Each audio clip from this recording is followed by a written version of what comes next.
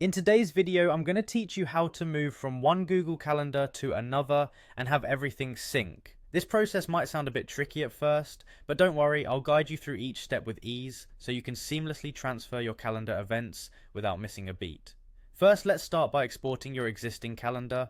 Begin by signing into the Google Calendar where your events are currently stored. Once you're logged in, look up at the top right corner of your screen. You'll see a gear icon. Go ahead and click on that. By doing so, you'll open a drop-down menu where you should select Settings. Alright, now that you're in the Settings menu, glance over to the left-hand side of your screen. You'll notice several options. Find and click on Import and Export. Now that you're in the Import and Export settings, we're ready to move on to the actual exporting of the calendar. Under the section labelled Export, you should see a button that says Export. Click this and you'll initiate a download of a zip file containing your calendar data, including all the important .ic files.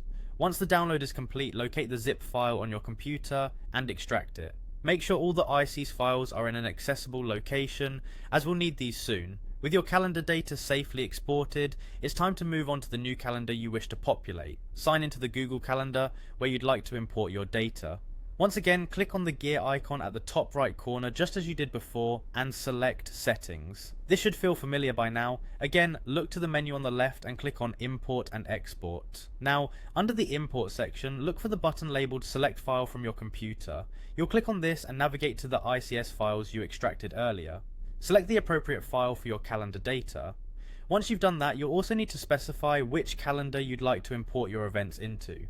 There should be a drop-down menu for calendars, providing you options to choose from. Make sure you select the desired calendar for the import. Finally, with everything in place, go ahead and click Import. Your events will begin transferring over to the new calendar. And there you have it. Your calendar data should now be fully migrated to the new calendar instance, ensuring that all your important dates, events, and reminders are continually accessible.